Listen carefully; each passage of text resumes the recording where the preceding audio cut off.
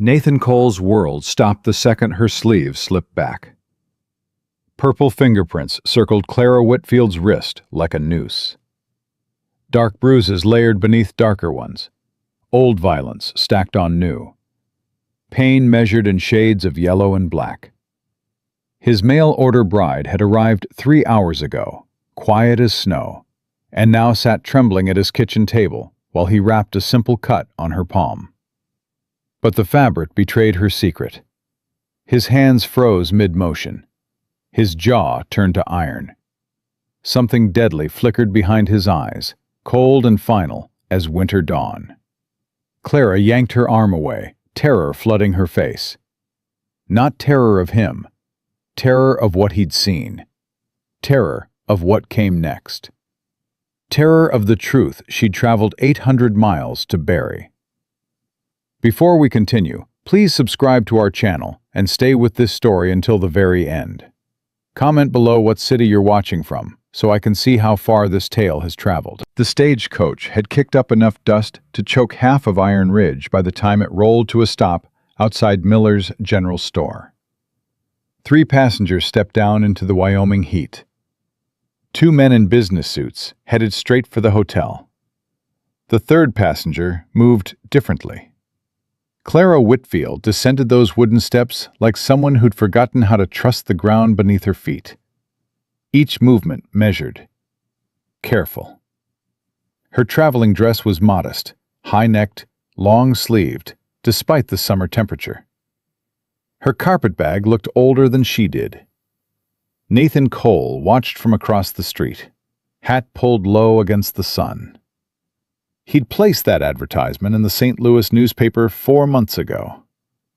Ranchers seeking companionship, hard work, honest life, Wyoming territory. He'd received exactly 1 response. The handwriting had been careful, educated. The words had been brief. "I accept your offer, Clara Whitfield." Now she stood there in the dust, looking at the town like it might disappear if she blinked. Nathan crossed the street. "Miss Whitfield?" She turned fast, too fast, then caught herself and nodded. "I'm Nathan Cole." "Mr. Cole." Her voice was soft, controlled. "Thank you for meeting me." He reached for her bag. She flinched. The movement was tiny, barely noticeable. But Nathan had spent 15 years reading men's intentions in saloons and on cattle drives. He knew the difference between surprise and fear. "Just the bag, ma'am," he said quietly. "Of course." She released it, color rising in her cheeks. "I apologize. The journey was long." The wagon ride to the ranch took 30 minutes. Clara sat perfectly still the entire time, hands folded in her lap, eyes fixed on the horizon. She didn't ask questions about the town, didn't comment on the landscape, didn't make small talk about the weather. Nathan had expected nervousness, maybe even regret, but this wasn't either of those things. This was someone trying very hard to be invisible. "The ranch isn't much," he finally said, "but it's clean. You'll have your own room until you're comfortable." "That's very kind." "I'm not kind, Miss Whitfield. I'm practical." She glanced at him then, really looked at him for the first time. Whatever she saw made her shoulders drop just slightly. "That's more honest than most men I've known." The house sat in a valley between 2 ridges, surrounded by grazing land and a small creek. It was simple, wooden, built for function, not beauty. Nathan helped her down from the wagon and carried her bag inside. "Kitchen's through there, bedroom's upstairs. There's a well out back and a root cellar if you need anything stored cool." Clara walked through the main room slowly, taking in the sparse furniture, the stone fireplace, the single window facing west. "It's quiet here," she said. "That bother you?" "No." She turned to face him. "Quiet is what I need most." Something in the way she said it made Nathan pause. He'd known women who came west for adventure. Women who came for money. Women who came because they had nothing left to lose. But Clara Whitfield had come for quiet. That meant she was running from noise. "I'll get some wood for the stove," Nathan said. "You should rest. Supper's at 6. She nodded, but didn't move toward the stairs. Just stood there, in the center of his house, looking small and lost and far too careful. Nathan chopped wood until his shoulders burned. Physical work helped him think. Clara Whitfield wasn't what he'd expected. The letter had been professional, polite. It hadn't mentioned fear, hadn't mentioned that careful way she moved, like her own body might betray her. He was stacking the last of the logs when he heard glass break inside. Nathan dropped the axe and ran. Clara stood in the kitchen, staring down at a shattered water pitcher. Her right hand was bleeding. Not badly, but enough to drip onto the floor. "I'm sorry," she said immediately. "I'll clean it. I'll replace it. I'm so sorry." "It's a pitcher, Miss Whitfield. Not worth apologizing for." "But I broke it." "And I'll sweep it up." He moved toward her. "Let me see your hand." She pulled it back. "It's nothing, just a small cut." Small cuts get infected. He reached for her wrist. She went absolutely still.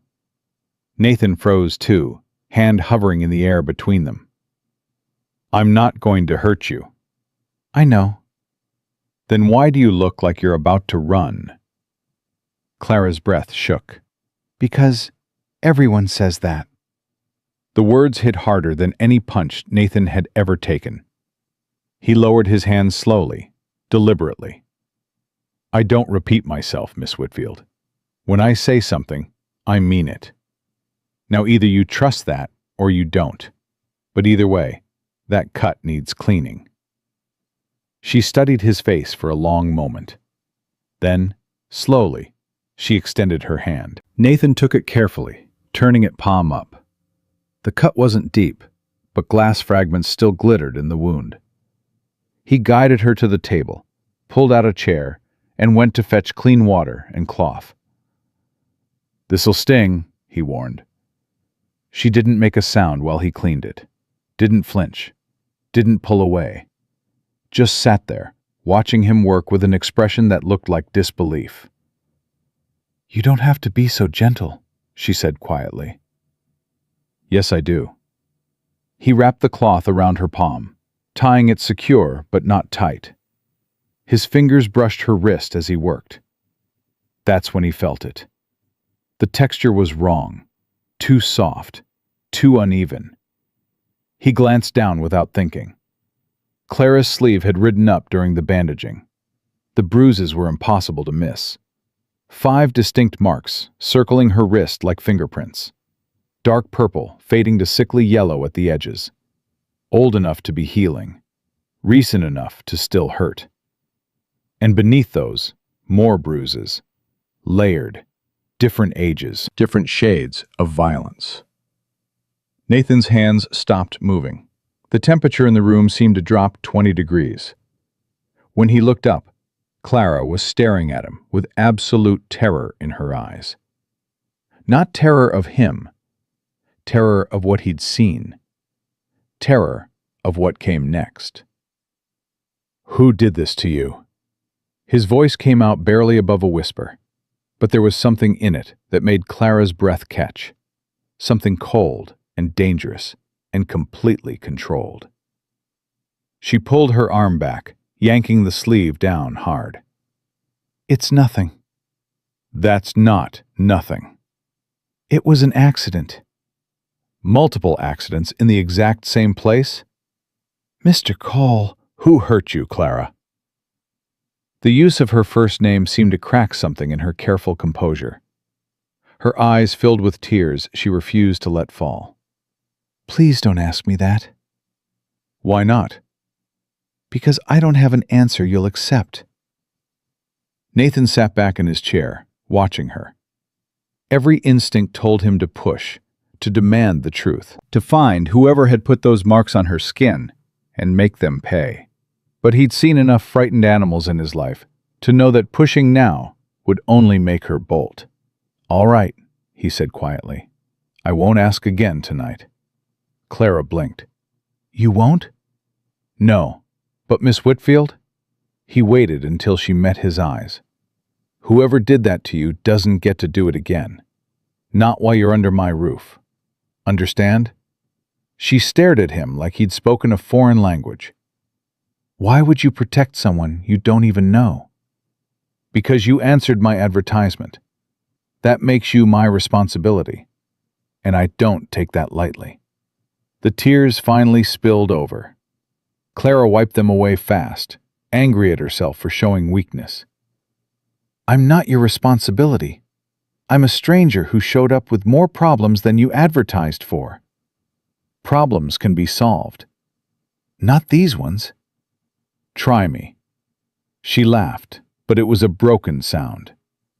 You don't understand what you're offering. Then explain it to me. I can't. Can't or won't. Clara stood abruptly, the chair scraping loud against the floor. I should rest before supper, like you suggested. Nathan didn't argue, just watched her walk toward the stairs, moving with that same careful precision. She paused at the bottom step. Mr. Cole? Yes. Thank you. For the bandage. She was gone before he could respond. Nathan sat alone in the kitchen, staring at the blood-stained cloth he'd used to clean her wound. The bruises weren't just marks. They were a message. Someone had hurt her deliberately, repeatedly, and she'd run halfway across the country to escape them. The question was whether running had been far enough. Supper was tense. Clara had changed into a different dress, but this one also had long sleeves. She ate small bites, answered questions politely, and volunteered nothing about herself. Nathan didn't push, just kept the conversation to practical matters, ranch work, town layout, weather patterns. But he watched her, watched how she positioned herself with her back to the wall, watched how she startled when he stood up too quickly to refill his coffee, watched how her eyes tracked the door like she was calculating escape routes. After the meal, Clara insisted on washing dishes. Nathan dried them in silence. When the last plate was put away, she turned to him with forced brightness. I should say good night.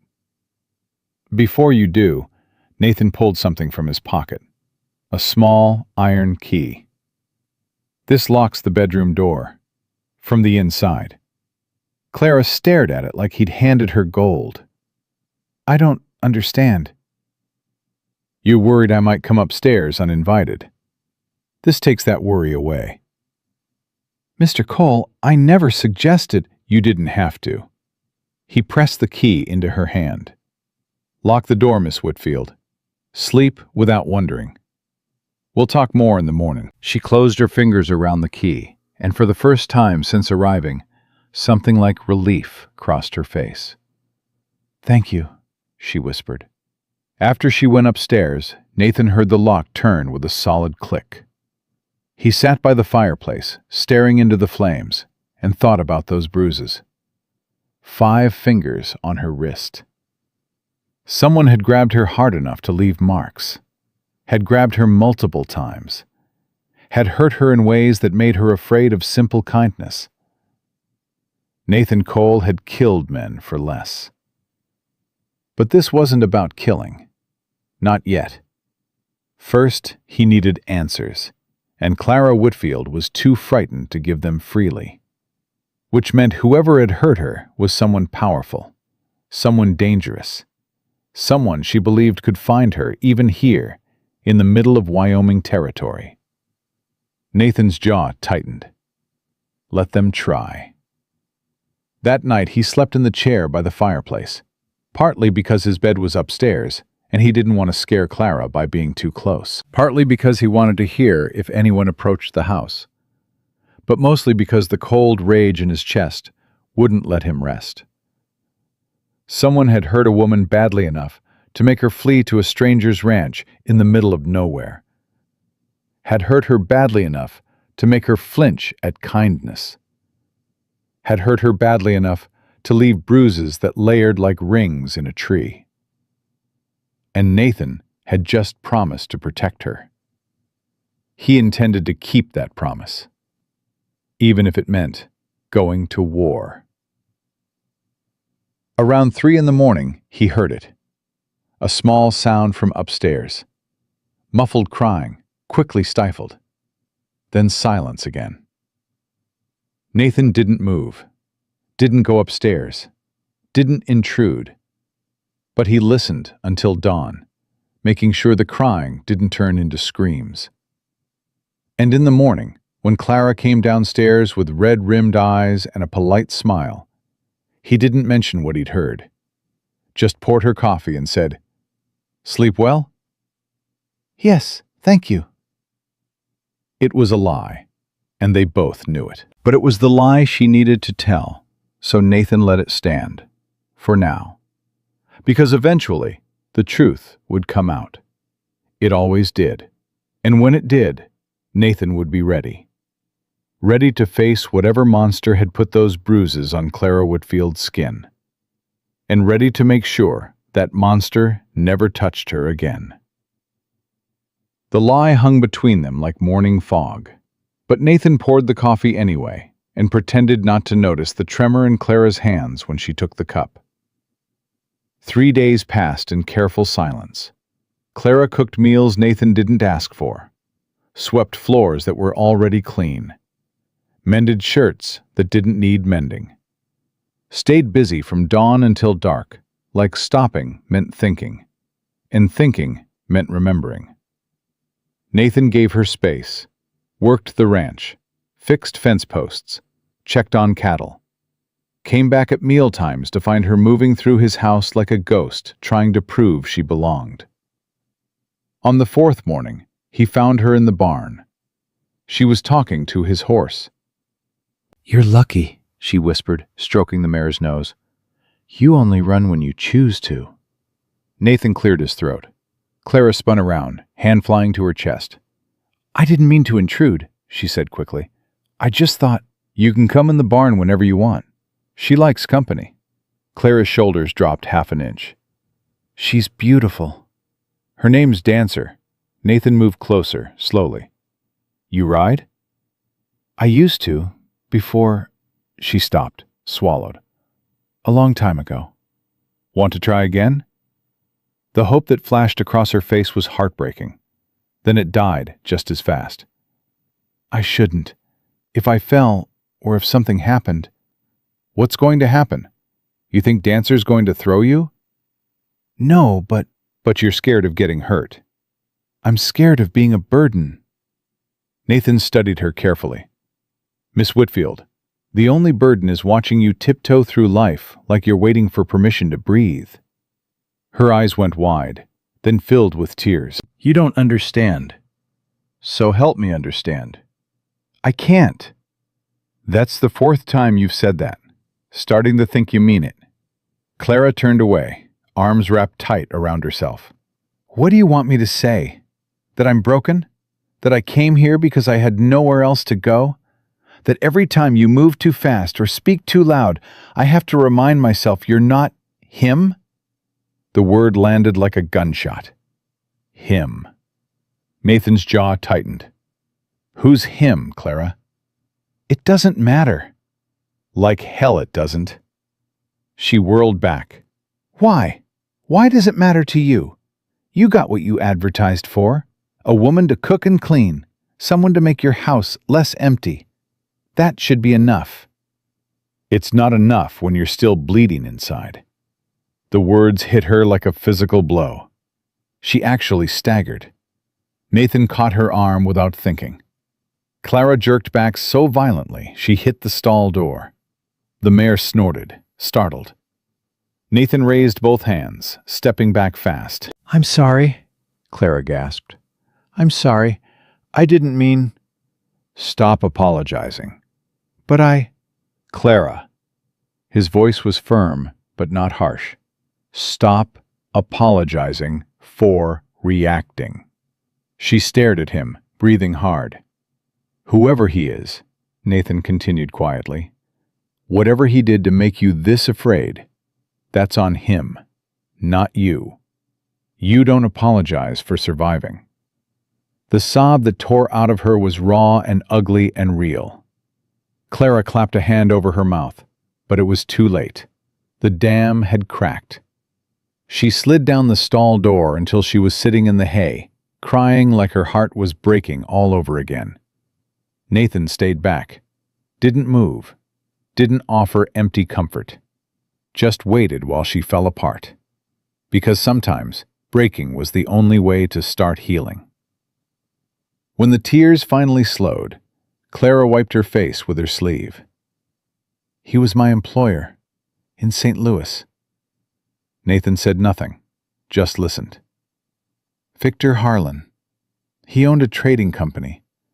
I worked in the office managing correspondence." Her voice was hollow. "At first he was kind, professional. Then he started noticing me, complimenting me, finding reasons to keep me late." "And when you refused him?" "He said I was ungrateful. Said he'd given me opportunities other women would kill for. Said if I didn't appreciate his attention, he could find someone who would." Nathan's fists clenched. "So he forced you?" "Not at first. First he made my life hell.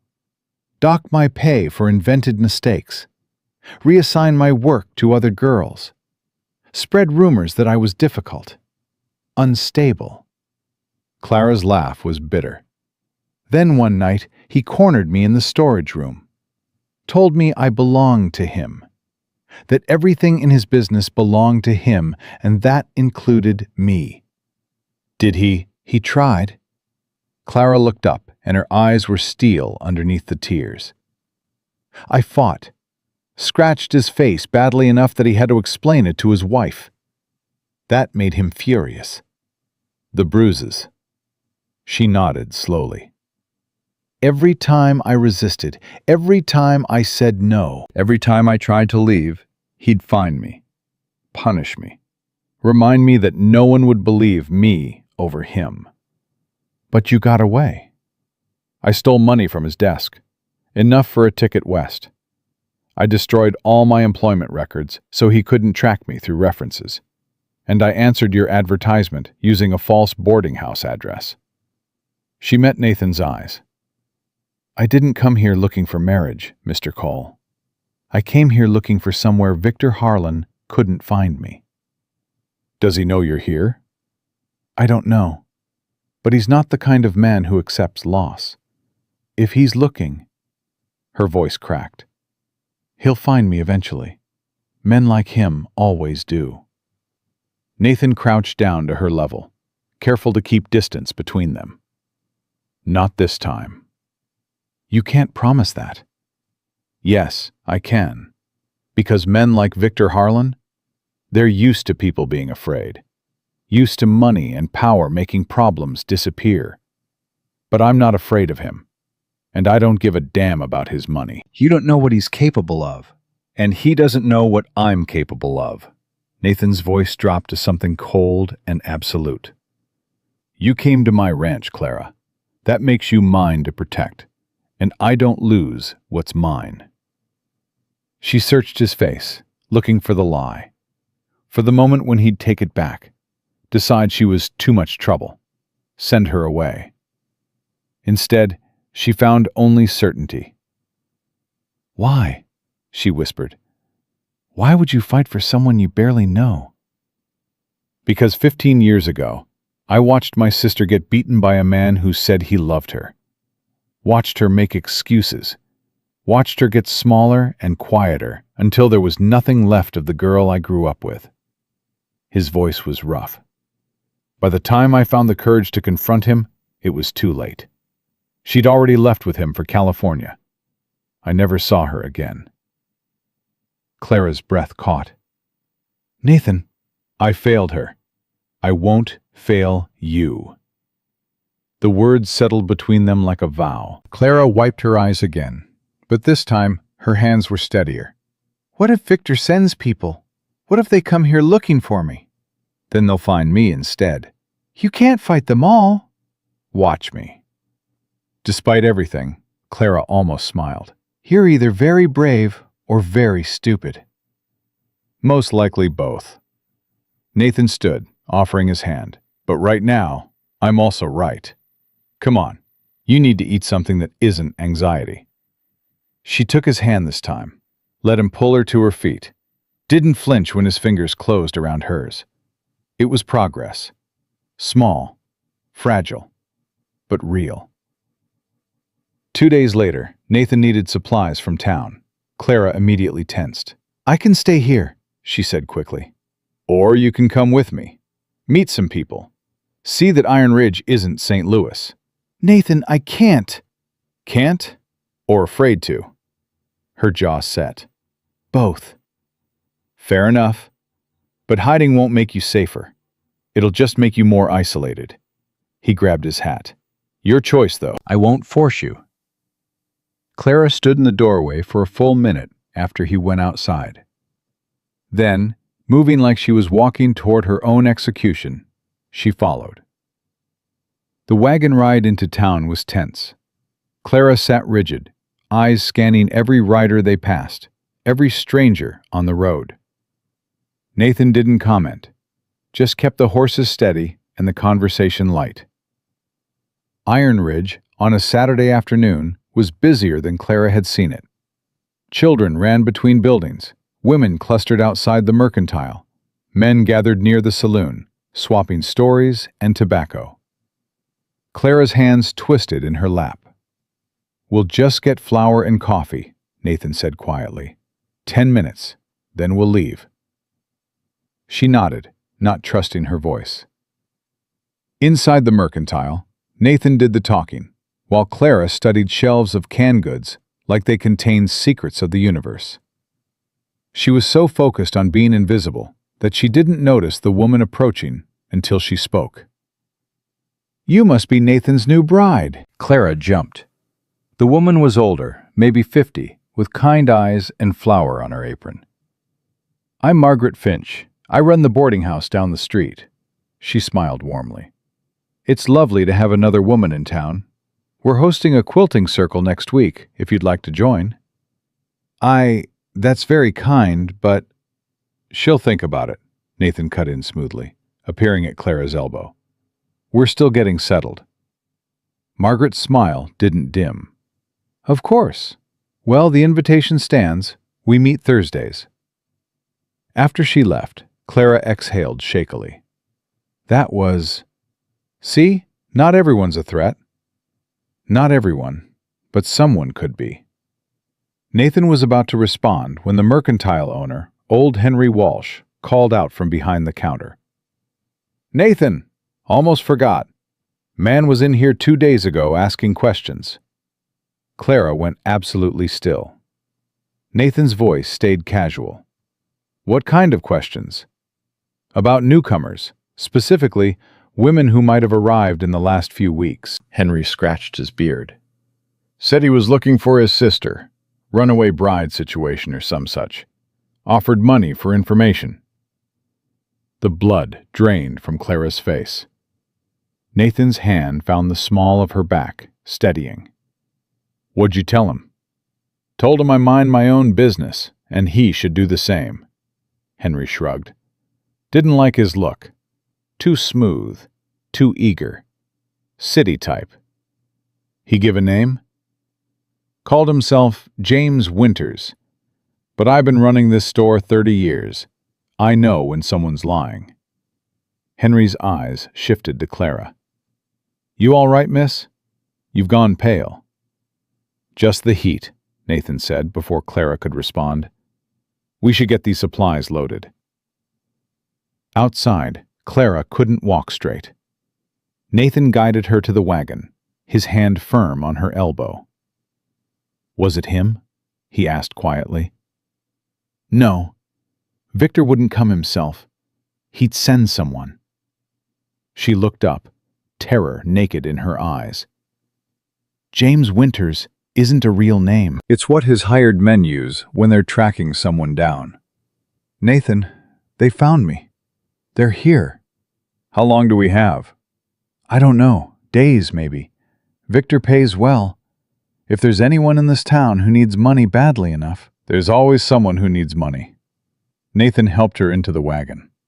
But there's a difference between needing money and selling out a neighbor. Iron Ridge might be small, but it's not heartless. You don't understand. Victor doesn't just offer money. He makes threats. He finds leverage. He destroys anyone who gets in his way.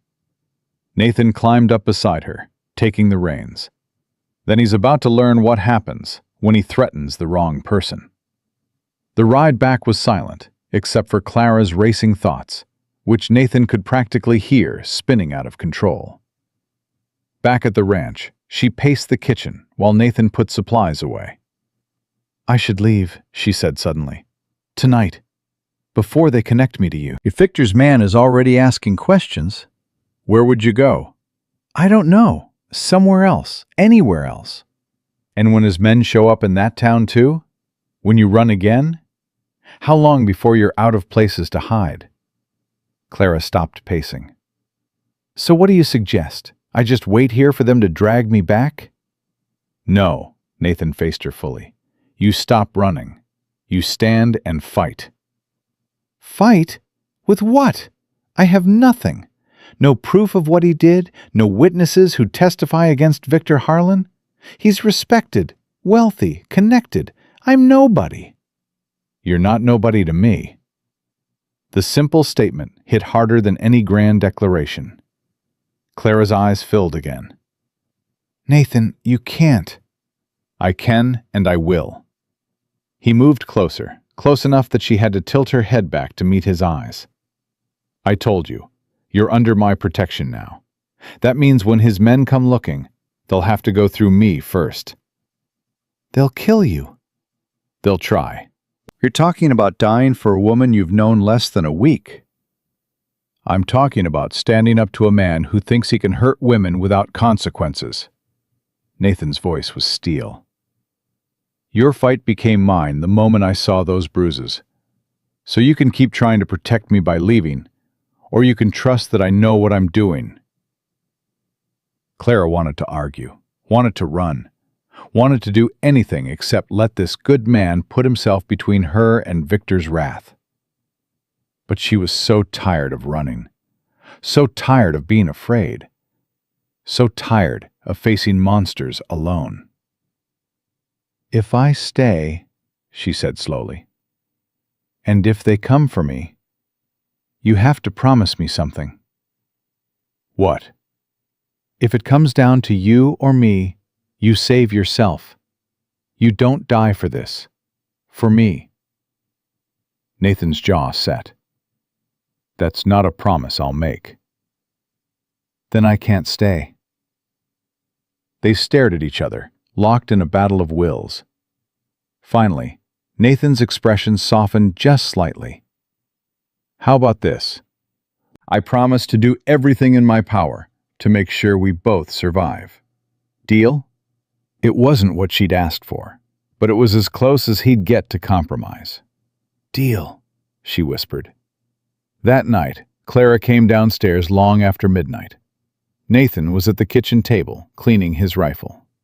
Can't sleep? He asked, without looking up. Every time I close my eyes, I see him. She sat across from him. Not Victor, the man in town, James Winters.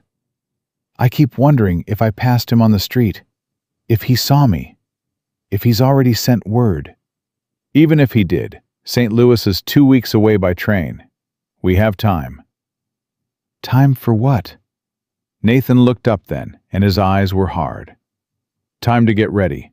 Time to warn people I trust in town.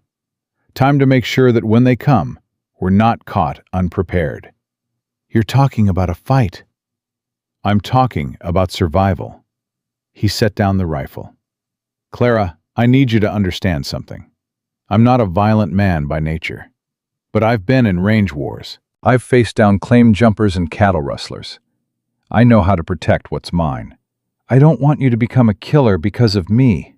I won't, but I will become whatever's necessary to keep you safe. The conviction in his voice was absolute.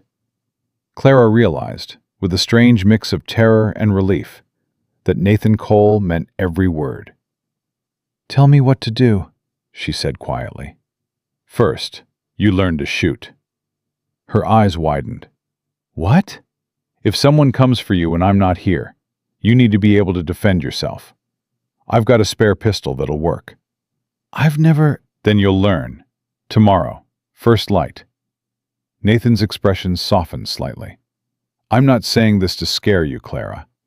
I'm saying it because you deserve to stop being a victim. She thought about that. About the months of fear, the nights of nightmares, the constant looking over her shoulder. About how tired she was of being powerless. All right, she said. Teach me. Something like pride flashed in Nathan's eyes. Get some rest. Tomorrow's going to be long. Clara stood to leave, then paused. Nathan, thank you for not treating me like I'm fragile. You're not fragile. You're wounded. There's a difference. She smiled then, small but genuine. How'd you get so wise?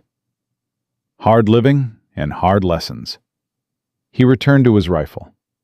Now go sleep while you can. Back upstairs, Clara lay in bed listening to the sound of Nathan working below. The rhythmic click of metal, the quiet assurance of preparation. For the first time since leaving St. Louis, she felt something other than fear. She felt ready. And when morning came, when Nathan handed her that pistol and taught her how to hold it steady, she discovered something she'd thought Victor had beaten out of her forever. She discovered she was stronger than she believed. The question was whether it would be enough when the past finally caught up. Because Clara knew with bone-deep certainty that it was coming. Victor Harlan didn't lose, and he was coming for what he believed belonged to him. The gun felt wrong in Clara's hand that first morning, heavy and foreign and dangerous. But by the third day, it felt like possibility. Nathan watched her fire 6 shots into the fence post target he'd set up behind the barn. 5 hit center mass. The 6th grazed the edge. Again, he said. Clara reloaded without argument. 6 more shots. This time, all 6 found their mark. Nathan's expression didn't change, but something shifted in his eyes. You've done this before. It wasn't a question. Clara lowered the gun slowly. My father taught me, before he died. He said every woman should know how to protect herself. Her voice was quiet. I'd forgotten I knew how. Muscle memory doesn't forget. Nathan took the pistol, checked it, handed it back. Keep it on you. Always. Nathan. Always, Clara. Promise me. She met his eyes and saw the fear underneath the command. He was preparing for war. The least she could do was prepare with him. I promise. That afternoon, a ranch hand named Tom Carson rode up with news. Nathan had hired him the previous week to watch the road from town. 3 men checked into the hotel this morning, Tom reported, breathing hard. City clothes, asking questions about a woman matching Clara's description. Clara's stomach dropped. Nathan's face hardened. They see you watching? No, sir. I stayed scarce, like you said. Good. Head back to town. Keep your distance, but keep your eyes open. I want to know everywhere they go and everyone they talk to. After Tom left, Clara couldn't stand still. She paced the kitchen while Nathan checked his rifle for the 3rd time. 3 men, she said. Victor never sends just 3 unless... Unless what? Unless he's coming himself. The 3 are advance guard. They secure the location, gather information, make sure the target hasn't moved on. Her hands shook. Then Victor arrives with the real force. Nathan set down the rifle. How many in a real force? Last time I heard about someone who crossed him? 8 men, professional, armed.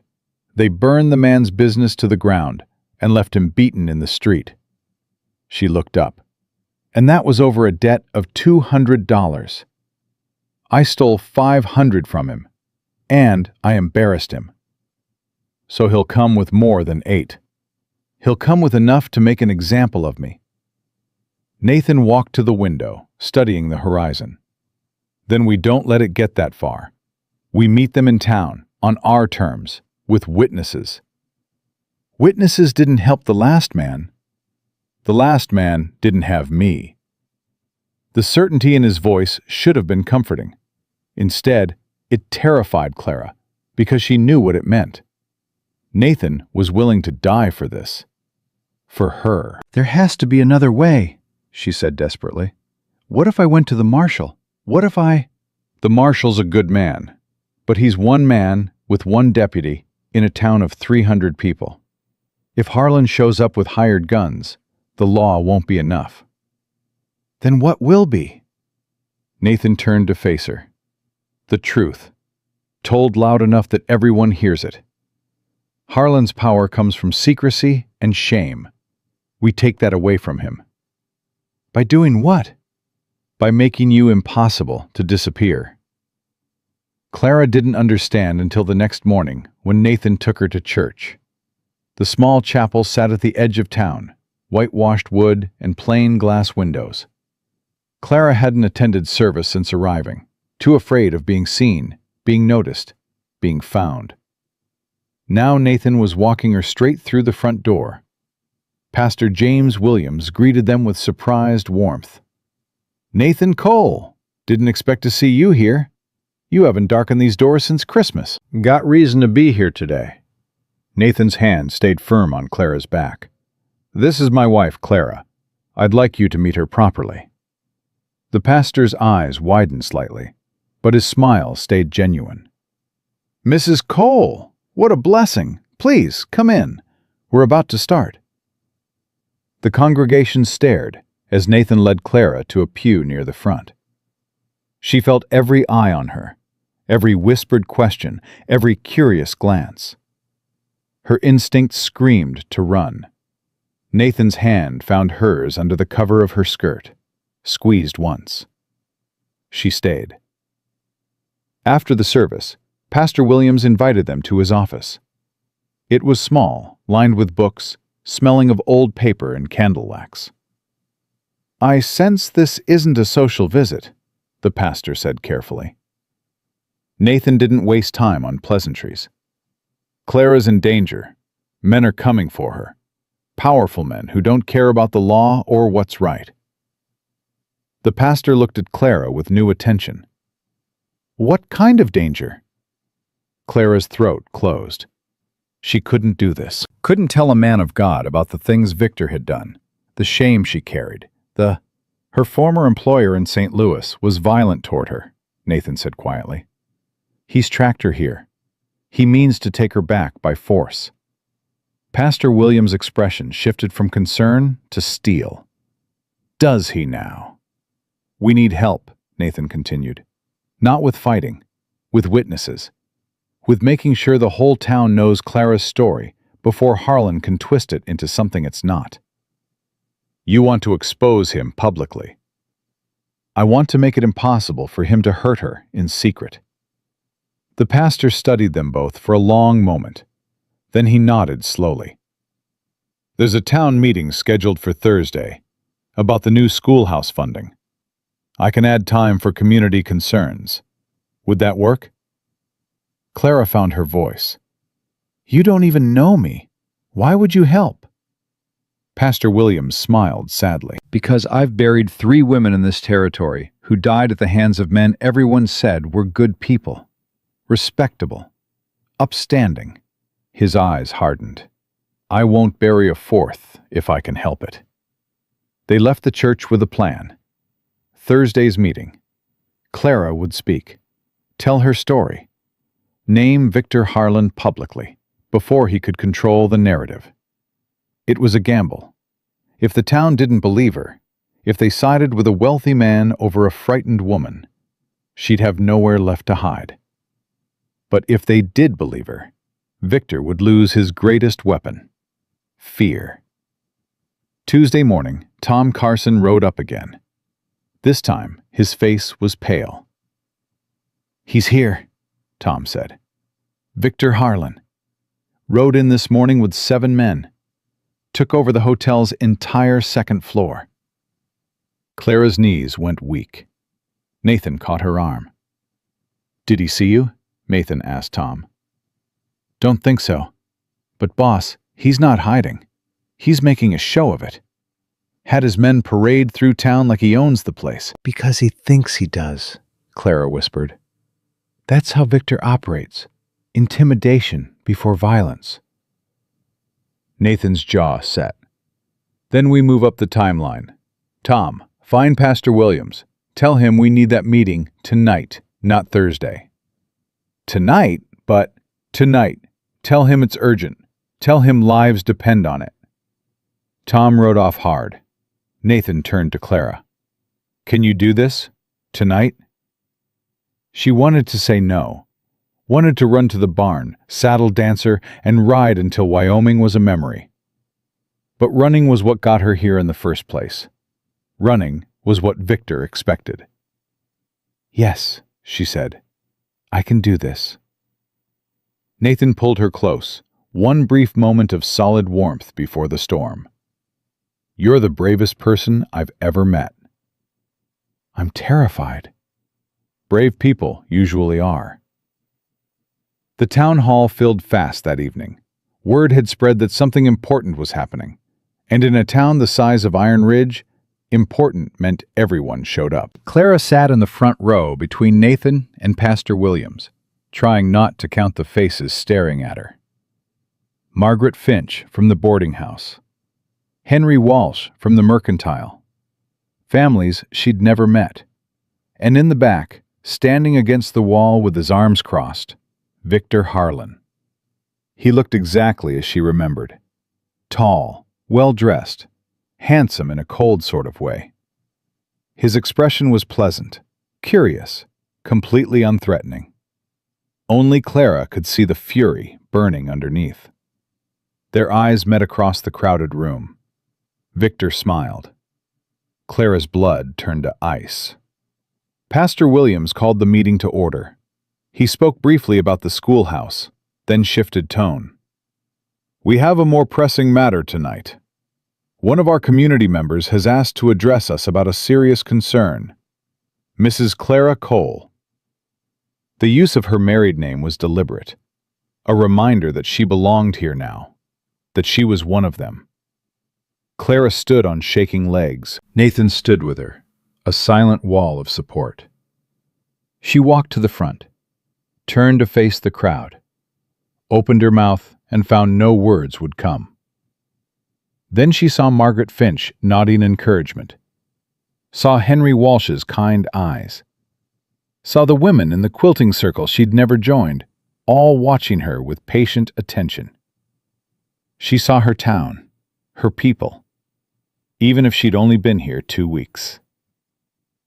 "My name is Clara Whitfield Cole," she began, voice barely above a whisper. "And I came to Iron Ridge because I was running from a man who tried to own me." The room went dead silent. "His name is Victor Harlan. He's standing in the back of this room right now. And he's here to take me back to St. Louis." Every head turned. Victor's pleasant expression didn't change, but his eyes narrowed dangerously. "I worked for Mr. Harlan's trading company," Clara continued, gaining strength. "He was my employer, my superior. And he decided that gave him the right to—" Her voice cracked. Nathan's hand found the small of her back. "He decided it gave him the right to touch me, to threaten me, to hurt me when I said no." The words came faster now, pushed out by months of contained rage. "For 6 months I endured his violence, his threats, his promises that no one would believe me if I told. And he was right. No one did believe me. Because Victor Harlan is wealthy, respected, connected, and I was nobody." She looked directly at Victor. His smile had vanished. "But I'm not nobody anymore. I'm a member of this community. I'm Nathan Cole's wife. And I'm done being afraid of you." The room erupted. Victor stepped forward, hands raised in wounded innocence. "Ladies and gentlemen, please. This is clearly a disturbed woman making wild accusations." "She's not disturbed." Nathan's voice cut through the noise like a blade. "And those aren't wild accusations. I've seen the bruises. I've heard her nightmares. I've watched her flinch at every sudden movement because of what you did to her." Victor's mask cracked just slightly. "Mr. Cole, I understand you're protective of your wife, but surely you must see she's mentally unwell. These fantasies of abuse are documented in St. Louis," a new voice called out. Everyone turned. A woman stood near the door, maybe 40, well-dressed but travel-worn. Clara had never seen her before. "Who are you?" Pastor Williams asked. "My name is Ruth Connolly. I worked at Harlan Trading Company until 3 months ago." She stepped forward, and Clara saw she was shaking. "Everything Mrs. Cole said is true. Victor Harlan assaulted multiple women in his employ. I was one of them." Victor's face went white with rage. "You're a liar and there were 5 of us," Ruth continued, louder now. 5 women he terrorized. 1 killed herself last year. 2 fled, like Clara. I stayed because I had children to feed. But when I heard he was hunting Clara Whitfield, I knew I couldn't stay silent anymore." Another woman stood. Then another. Both strangers Clara had never seen. "I worked in his office for 2 years, the first said. "He broke my arm when I refused him. He ruined my sister's reputation when she rejected his advances," said the second. "She couldn't find work anywhere in St. Louis after that. She died in poverty." Victor's pleasant facade shattered completely. "This is a conspiracy. These women are lying for—" "For what?" Nathan's voice was deadly calm. "What possible reason would they have to lie? What do they gain by standing here, in front of this town, risking everything to tell the truth?" "Money! You're paying them to—" "I've never met them before tonight," Clara said. Her voice was steady now, powered by the realization that she wasn't alone, had never been alone. "But they came anyway, because you made victims out of all of us. And victims deserve to be heard." The town marshal, a grizzled man named Pike, stepped forward. "Mr. Harlan, I think you should leave town. Tonight." Victor's eyes blazed. "On what grounds? You have no proof, no evidence, just the word of hysterical women." "The word of 5 women," Marshal Pike corrected, "against the word of 1 man. And in my experience, women don't coordinate lies. They coordinate truth." "This is outrageous. I have rights. I have—" "You have a choice," Nathan interrupted. His hand rested casually on his gun belt. "Leave peaceful or leave bloody. I'm good with either." The temperature in the room dropped 20 degrees. Victor's hired men shifted, hands moving toward weapons. Nathan didn't move, didn't blink, just stared at Victor with an expression that promised death. "You know who I am, boy?" Victor hissed. "Don't care. I have 7 men outside. You're one washed-up rancher." Nathan's smile was colder than his voice. "Then you didn't do your research."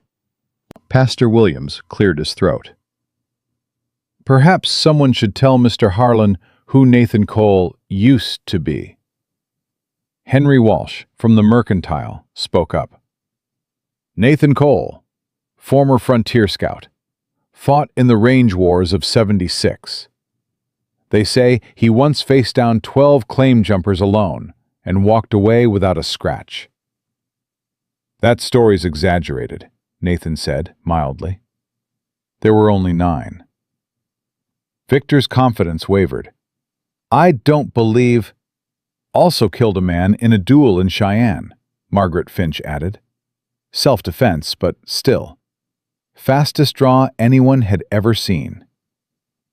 "And there was that business with the Dawson gang," another man called out. "Heard he tracked them for 3 weeks after they stole his cattle. Never did find the bodies. Victor looked at Nathan with new eyes, reassessing, calculating odds. Nathan took a single step forward. Your men are tough, Harlan, but they're hired. They'll fight for money, but they won't die for it. I will. Because Clara's worth dying for, and you're worth killing. So ask yourself, are you willing to bet your life that I can't take down 7 men before one of them takes me down? The silence was absolute. Finally, Victor straightened his coat. This isn't over. Yes, Clara said quietly. It is. Victor's eyes found hers. The rage there should have terrified her. Instead, she felt nothing but pity. He was so used to winning through fear that he couldn't comprehend losing any other way. You've made a powerful enemy, he said softly. No, Nathan corrected. You've made powerful enemies. Difference is, ours are standing right here. Where are yours? Victor looked around the room. Every face stared back at him with open hostility. Even his hired men looked uncomfortable. He'd lost. My lawyers will do nothing, Marshal Pike interrupted. Because I'm wiring the St. Louis police tonight with everything these women testified to. Let's see how your reputation holds up under investigation. Victor's hand clenched into a fist.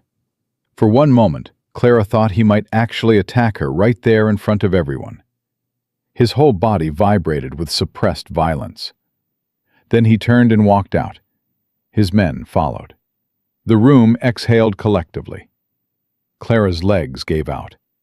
Nathan caught her before she hit the floor, pulling her into his arms while the town erupted into conversation around them. You did it, he whispered into her hair. You magnificent, brave woman. You did it. Clara clung to him, shaking so hard her teeth chattered. Is it really over? Not yet, but we won the first battle. Ruth Connolly approached them, tears streaming down her face. Thank you. Thank you for giving me the courage to finally speak. Clara pulled away from Nathan enough to take Ruth's hands. Thank you for coming. I thought I was alone. You were never alone. We just didn't know how to find each other until you showed us how. One by one, the women who'd testified came forward, shared their stories, made plans to coordinate with authorities, talked about healing and justice and the long road ahead. But underneath it all, Clara felt something she hadn't felt in over a year. Hope. The meeting broke up slowly. Families offered support. Men promised to watch the roads. Women invited Clara to that quilting circle again. And this time, she said yes. Outside, the night was clear and cold. Nathan helped Clara into the wagon, then climbed up beside her. You think he's really gone? Clara asked. Nathan looked back toward the hotel, where light still burned in the second-floor windows. Men like Harlan don't give up easy. He'll regroup, come at us different. Then we'll be ready. He smiled at her. Yes, we will. They were halfway home when they saw the smoke, rising from the direction of the Cole Ranch, black and thick against the starlit sky. Nathan's expression went deadly. Hold on. He whipped the horses into a run.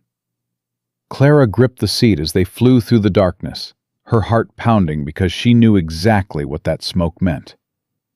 Victor hadn't left town. He'd just changed tactics. And now the war had truly begun. The barn was fully engulfed by the time they reached the ranch. Flames roared into the night sky, consuming months of stored hay and feed. Dancer screamed from inside. No! Clara was off the wagon before Nathan could stop her. She ran toward the barn door. Nathan tackled her from behind, both of them hitting the dirt hard. You can't go in there, he shouted over the roar. Dancer's in there! And you'll die trying to save her. He held Clara down as she fought him, her screams mixing with the mare's terrified whinnying. "Clara, stop! Stop!" A gunshot cracked through the chaos. They both froze. Victor Harlan stood 20 feet away, pistol raised. Behind him, 3 of his hired men emerged from the shadows. The other 4 must have stayed in town to maintain his alibi. "Touching," Victor said, voice dripping venom. "The hero and his broken bird, rolling in the dirt while their world burns." Nathan was on his feet in seconds, putting himself between Clara and the gun. "You made a mistake coming here." "Did I? Seems to me I'm making a point." Victor gestured at the burning barn. "You took something that belonged to me. I'm simply returning the favor." "She's not property." "Everything's property if you have enough money." Victor's smile was cruel. "And I have plenty. Enough to burn this ranch. Enough to buy testimony saying you attacked us first. Enough to make sure Clara comes back to St. Louis in chains if necessary." Clara stood slowly, hands clenched into fists. "I'll never go back to you." "You don't have a choice, darling. You stole from me. That makes you a criminal. And the law heard me speak tonight," Clara interrupted. "The whole town heard me. You think burning our barn changes that?" "I think burning your barn is just the beginning," Victor nodded to his men. "Take her." The 3 hired men moved forward. Nathan's hand dropped to his gun. Everything slowed down. Clara saw Nathan's eyes go cold and flat, saw his stance shift into something deadly and practiced, saw his hand move with impossible speed. The first shot took down the man on the left before he'd even cleared his holster. The second shot hit the middle man in the shoulder, spinning him around. The third shot missed as Nathan dove, rolling to put the wagon between himself and Victor's return fire. "Get behind the well!" Nathan shouted at Clara.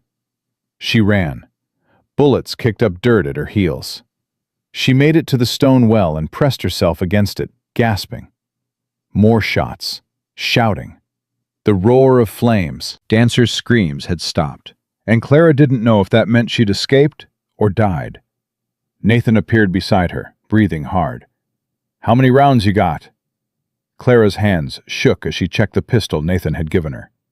6. "Make them count." "Nathan, I can't." "You can, and you will. They're not taking you. Not alive. Not ever." He looked at her with fierce intensity. "You hear me? Whatever happens, you don't let them take you." The meaning was clear. Death before capture. Clara's hands steadied. "Where's Victor?"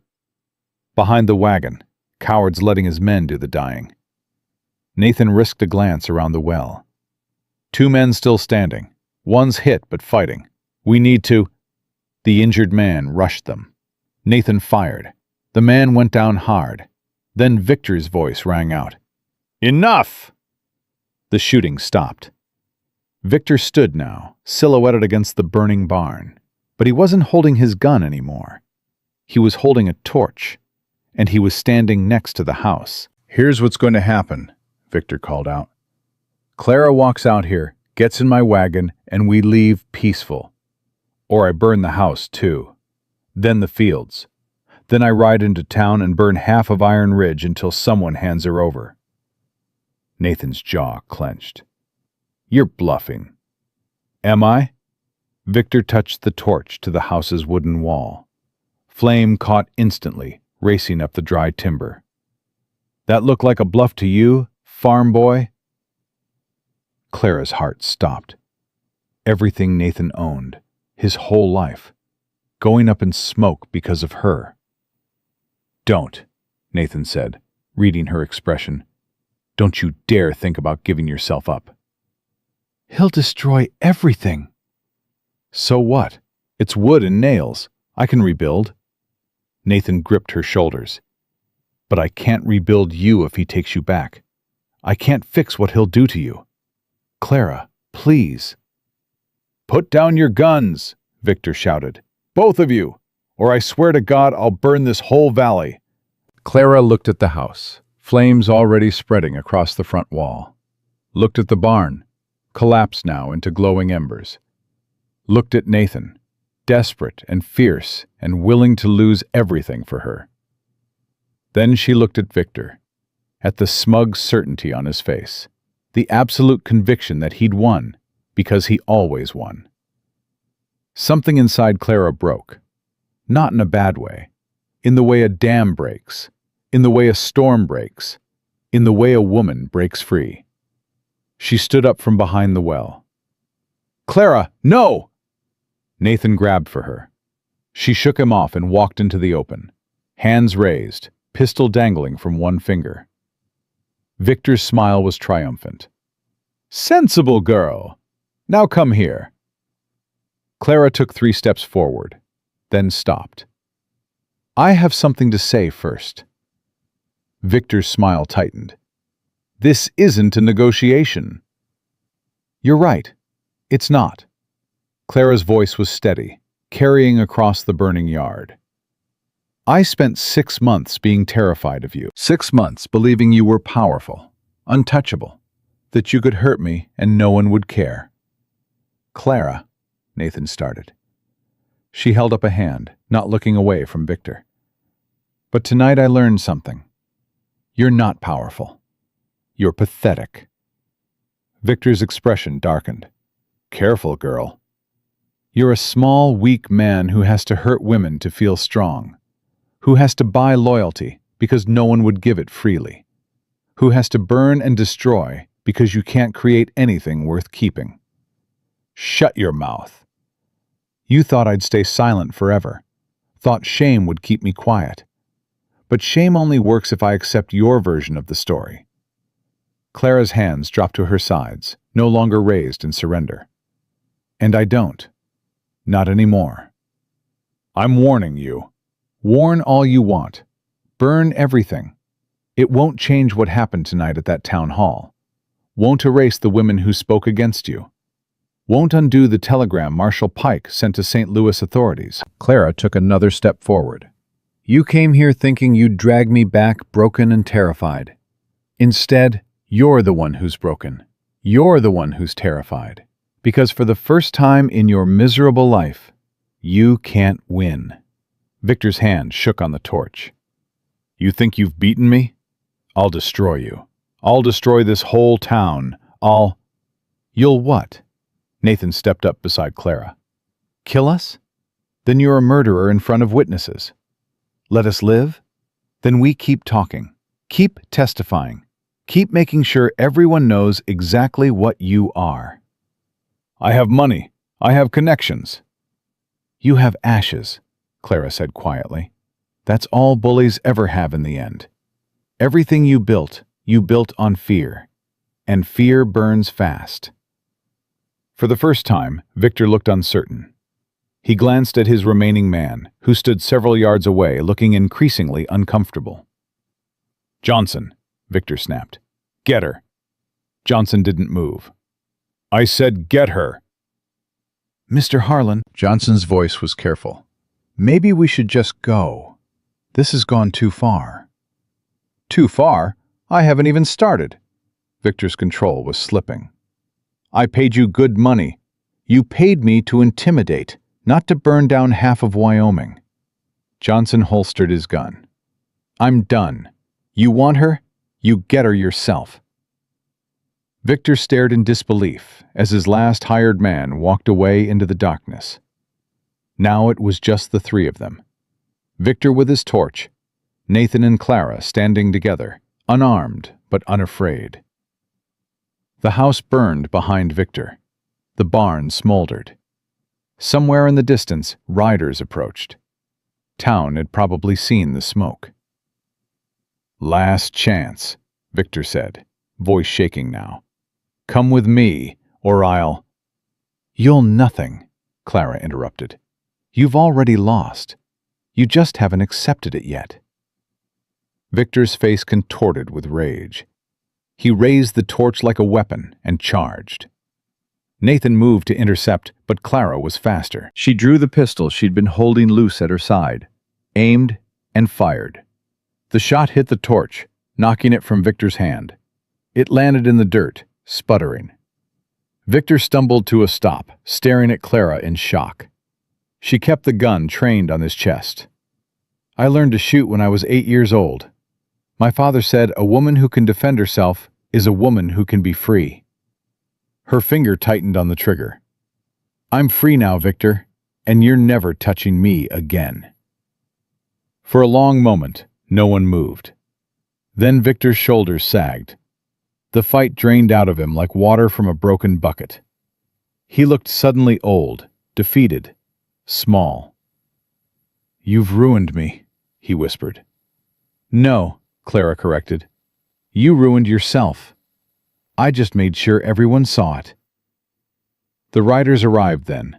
Marshal Pike, Pastor Williams, Henry Walsh, Tom Carson, and a dozen other men from town.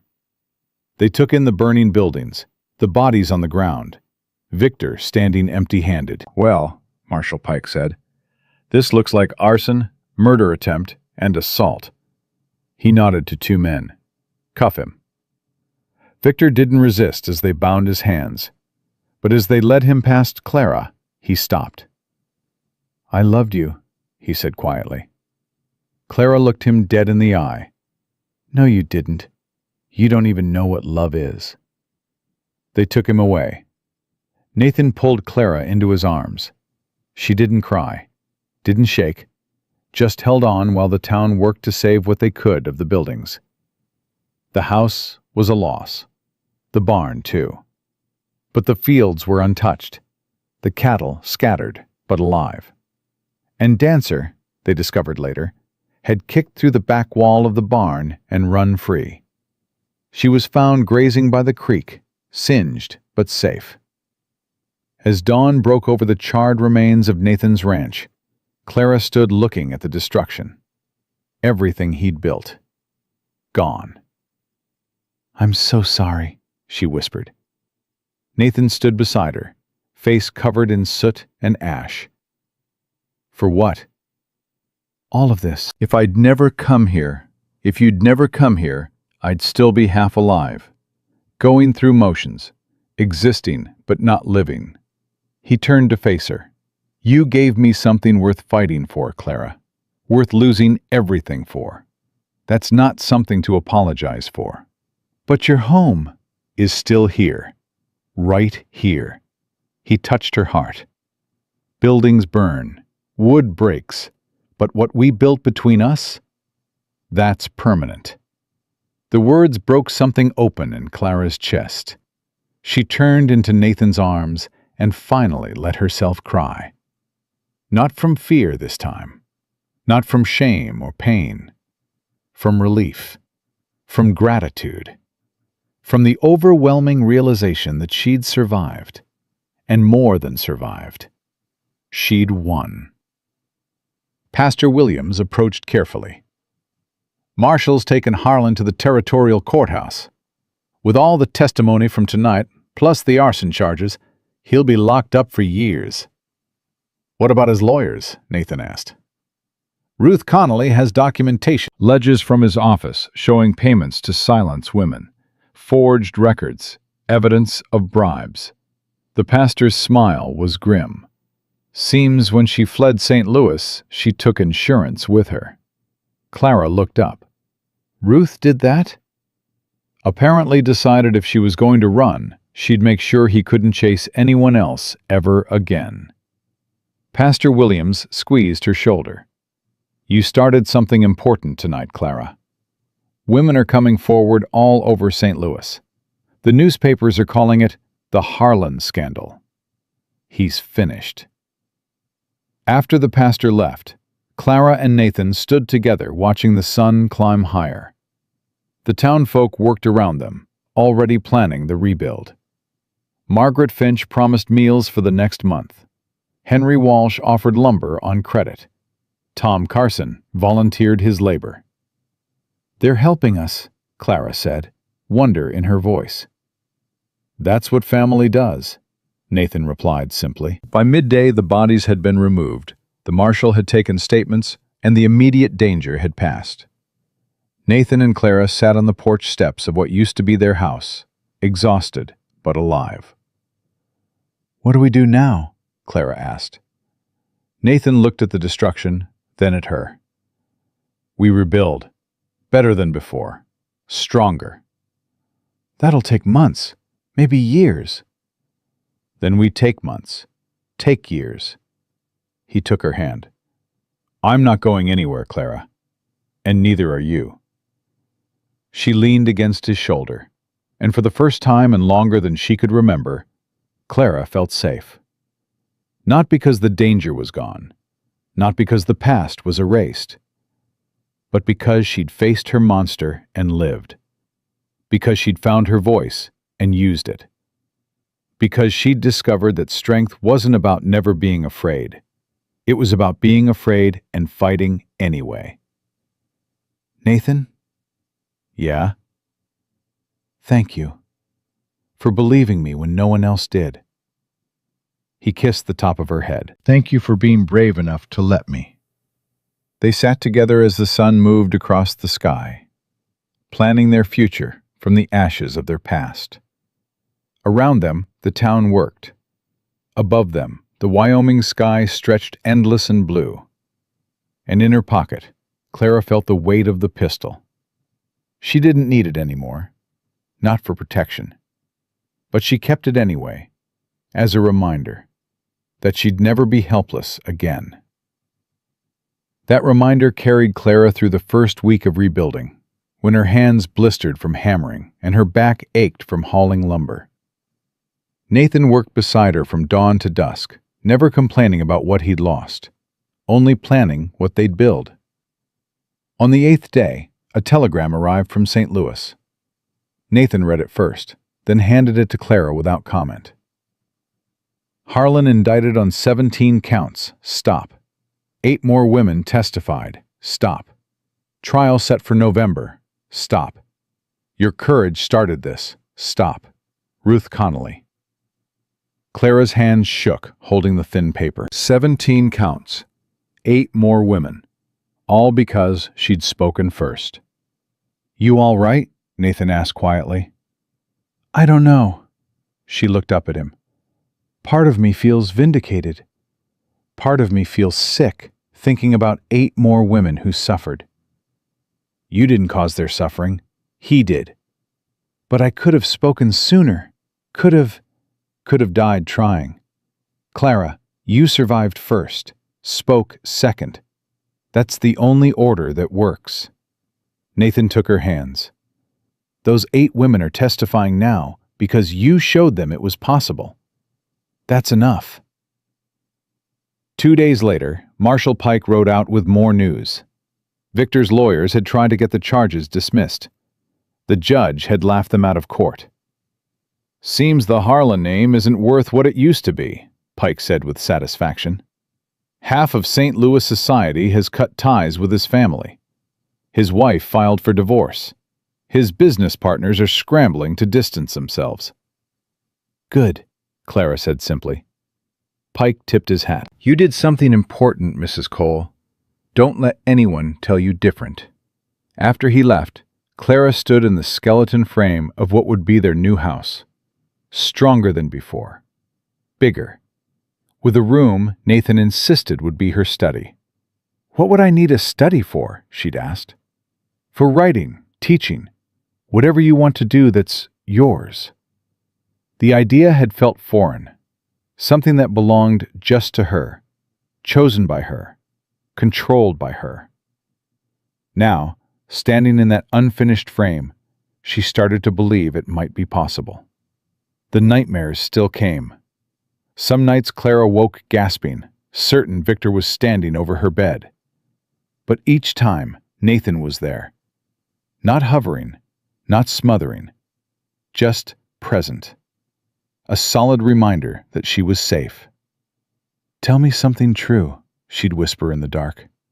And Nathan would answer, "You're in Wyoming. Victor's in jail. You're free." Slowly, the the nightmares came less often.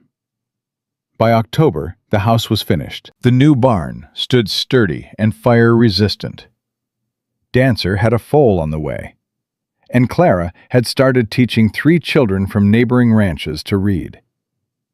She hadn't planned to teach, but one afternoon, Margaret Finch brought her granddaughter to visit. "Amy's been asking about the brave lady who stood up to the bad man," Margaret explained. "I thought maybe you could tell her the story." Clara had melted down to Amy's level. "What do you want to know?" "Were you scared?" "Terrified." "But you did it anyway?" "Yes." Amy had thought about that. "My brother says girls can't be brave. Says only boys can fight." Clara had looked at this small girl with fierce eyes and seen herself. "Your brother's wrong. Bravery isn't about being big or strong. It's about doing what's right, even when you're afraid." "Can you teach me to be brave?" The question had cracked something open in Clara's chest. "I can teach you to read. Reading makes you brave because it gives you knowledge, and knowledge is power." Amy had smiled, then brought 2 friends the next week. Now Clara spent her mornings teaching reading, writing, and arithmetic to children who otherwise had no school. She taught them about courage, too, about speaking up, about never letting anyone make them feel small. Nathan would watch from the doorway sometimes, expression soft. "What?" Clara asked one day, catching him. "Just thinking about how far you've come." "We've come." "No." He stepped closer. "This is all you, Clara. I just gave you a safe place to land. You did the flying." The words made her throat tight. "I couldn't have done it without you." "Maybe. But you're the one who chose to fight, who chose to speak, who chose to live instead of just survive." He brushed a strand of hair from her face. "I'm proud of you." Clara kissed him then, soft and sweet and full of gratitude. When she pulled back, Nathan's eyes were dark with something more than friendship. "Clara, I know." Her heart raced. "I feel it too." They've been married in name only for months now. 2 people sharing a house, sharing meals, sharing lives, but keeping careful distance. Nathan had never pushed, never demanded, never expected more than Clara was ready to give. But standing there in her teaching room, surrounded by evidence of her healing, Clara realized something. She was ready. "Tonight," she whispered. "If you want." "Only if you're sure." "I'm sure." That evening, after the children had gone home and the chores were finished, they stood in their bedroom looking at each other like nervous teenagers. "We don't have to," Nathan said quietly. "I want to. I'm just—" Clara struggled for words. "What if I freeze? What if I can't—" "Then we stop. Simple as that." He took her hands. "Clara, this isn't about what I need. It's about what you're ready for. And if you're only ready for this—" He squeezed her hands gently. "Then this is perfect." The kindness of it broke something loose in Clara's chest. She stepped closer, rising on her toes to kiss him properly. Nathan met her halfway, his hands careful on her waist, giving her every chance to change her mind. She didn't. What happened next was slow and gentle and completely different from anything Clara had experienced before. Nathan made it about her pleasure, her comfort, her choice. When old fear flickered, he stopped, waited, let her breathe. "You're safe," he murmured against her skin. "Always safe with me." And Clara believed him. Afterward, they lay tangled together, Clara's head on Nathan's chest, listening to his heartbeat. "Thank you," she whispered. "For what?" "For waiting. For being patient. For making this about healing instead of just—" "Clara." Nathan tilted her chin up. Loving you isn't patience. It's privilege." The words settled into her bones, filling spaces Victor had hollowed out. November brought the trial. Ruth Connolly sent detailed letters describing Victor's mounting panic as witness after witness destroyed his defense.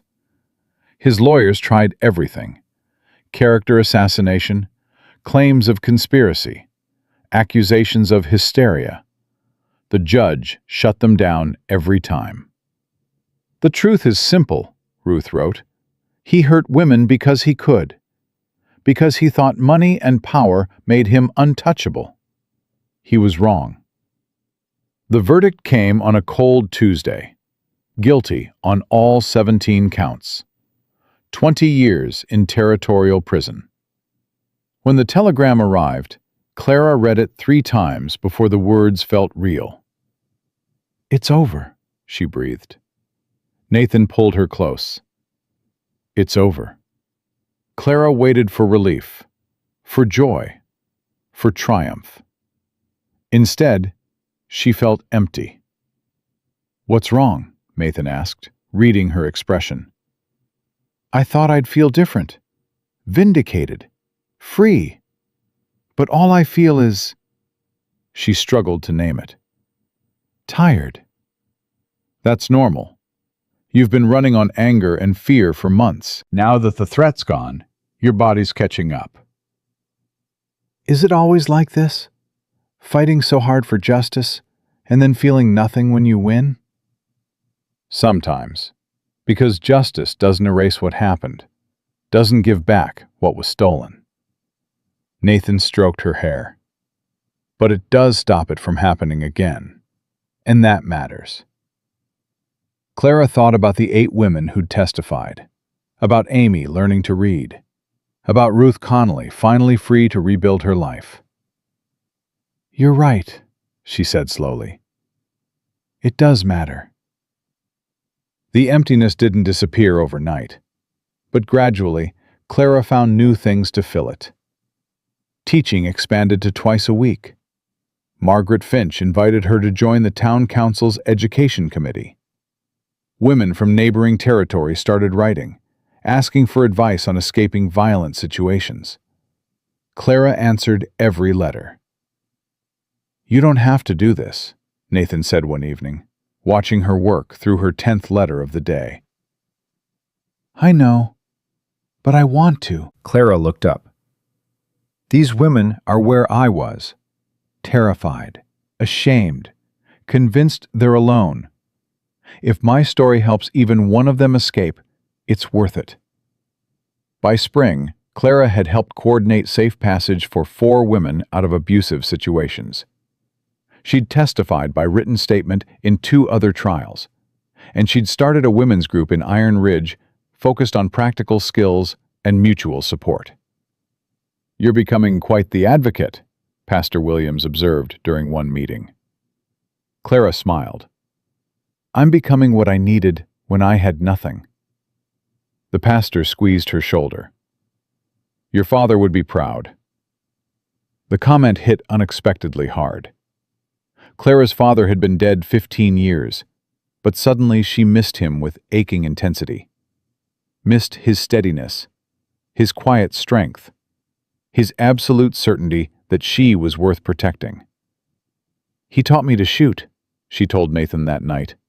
"Taught me to read. Taught me to think for myself. Then he died, and I forgot all of it. Let fear make me small." "You're not small anymore." "No."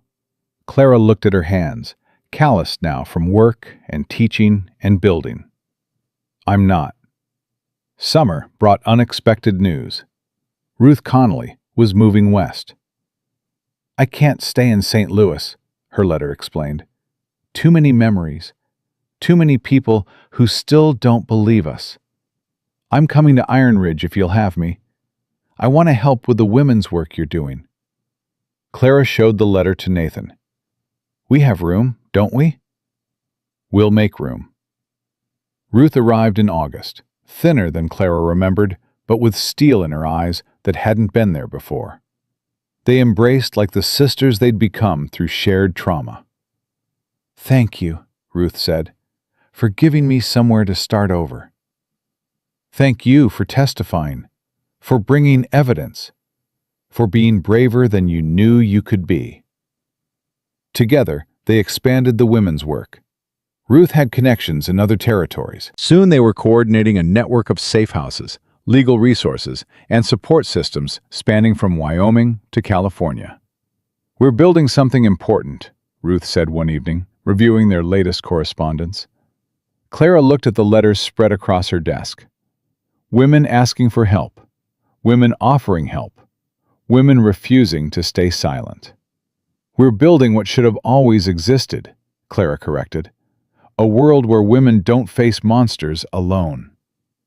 By winter, the network had helped 23 women escape violence. Clara and Ruth documented every case, building evidence for future prosecutions, creating a record that couldn't be ignored or dismissed. The territorial governor took notice. "Mrs. Cole," his letter began, "your work advocating for vulnerable women has not gone unnoticed. I would like to discuss appointing you to a territorial commission on women's safety." Clara read the letter 3 times, hands shaking. "What does it mean?" Nathan asked. "It means they're listening. It means we're making real change." She looked up at him with wonder. "It means what happened to me might actually help others." The commission work was grueling. Meetings with politicians who didn't take women seriously, testimonies before skeptical committees, endless paperwork and bureaucracy. But slowly, laws changed, protections strengthened, resources allocated. And through it all, Nathan stood beside her. Not in front, not behind. Beside. "You could do more without me," Clara said one night, after a particularly difficult meeting. "You'd have more time for the ranch if I wasn't—" "If you weren't what? Changing the world?" Nathan pulled her close. "The ranch runs fine. You run better. And watching you fight for others is the greatest privilege of my life." On their first anniversary, Nathan gave Clara a gift. It was a book, leather-bound, heavy, expensive. "Open it," he urged. The pages were blank. Clara looked up, confused. "It's for your story," Nathan explained. "Not the one others tell about you. The one you tell yourself. Your truth. Your words. Your life." Clara's eyes filled. "Nathan, you gave voice to women who had none. Now give voice to yourself. Write it all. The pain, the fear, the victory, the healing. Let other women see the whole journey, not just the destination." That night, Clara wrote the first words. "My name is Clara Whitfield Cole. I am a survivor. This is my story." The writing came in fits and starts. Some days she managed pages, some days only sentences. But gradually, the story took shape. Not sanitized, not heroic. Just honest. 6 months later, she finished. Ruth read it first, tears streaming down her face. "This is important, Clara. Women need this." "It's just my experience." "Exactly. Your real experience. Not the version society wants to hear. The messy, painful, triumphant truth." They sent the manuscript to a publisher in San Francisco who specialized in reform literature. The response came quickly. "We want to publish this. We believe it could help countless women." The book came out the following spring under the title, "When Silence Breaks: One Woman's Journey from Violence to Voice." It sold modestly at first. Then women started sharing it, passing it between friends, reading passages aloud at meetings, using it to find courage to speak their own truths. Within a year, it had sold over 5,000 copies. Clara received letters daily, women thanking her, women sharing their own stories, women telling her they'd finally left because reading her words made them believe they could survive it. "You're saving lives," Nathan said, watching her read through the latest batch. "We're saving lives," Clara corrected. "None of this happens without you." I just gave you a safe place to land. You gave me everything. Clara set down the letters and crossed to him. You gave me time to heal, space to grow, strength when I had none. You believed in me when I didn't believe in myself. Nathan cupped her face gently. You had that strength all along. I just helped you remember it. 2 years after arriving in Iron Ridge, Clara stood before the territorial legislature, testifying about proposed domestic violence protections. The same woman who'd once been too afraid to speak now commanded a room full of powerful men. Violence thrives in silence, she told them. It grows in shadows. It feeds on shame. But when we speak, when we shine light into those dark places, we take away its power.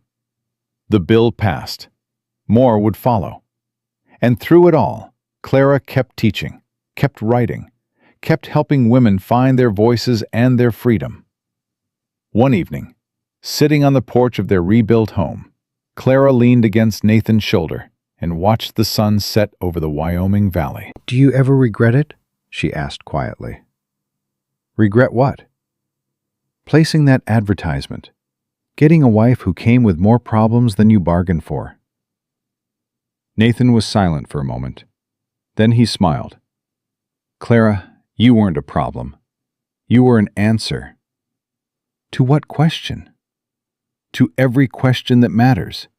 What's worth fighting for? What's worth building? What's worth living for? He pulled her closer. You taught me that strength isn't about never being broken. It's about choosing to heal, choosing to fight, choosing to help others heal and fight too. Clara thought about the woman who'd stepped off that stagecoach 2 years ago, frightened, broken, convinced her life was over. She thought about the woman she'd become, teacher, advocate, author, wife, fighter. "I'm not that scared girl anymore," she said softly.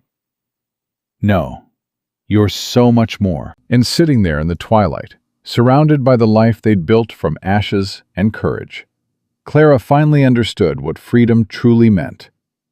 It wasn't the absence of fear. It wasn't the erasure of pain. It wasn't pretending the past never happened. Freedom was choosing, every single day, to live despite the scars. Freedom was helping others find that same choice. Freedom was knowing that bruises fade, fires burn out, and monsters fall when brave women finally speak. Clara Whitfield Cole had come to Iron Ridge running from her past. She stayed to build her future, and in doing so, she helped countless other women build theirs.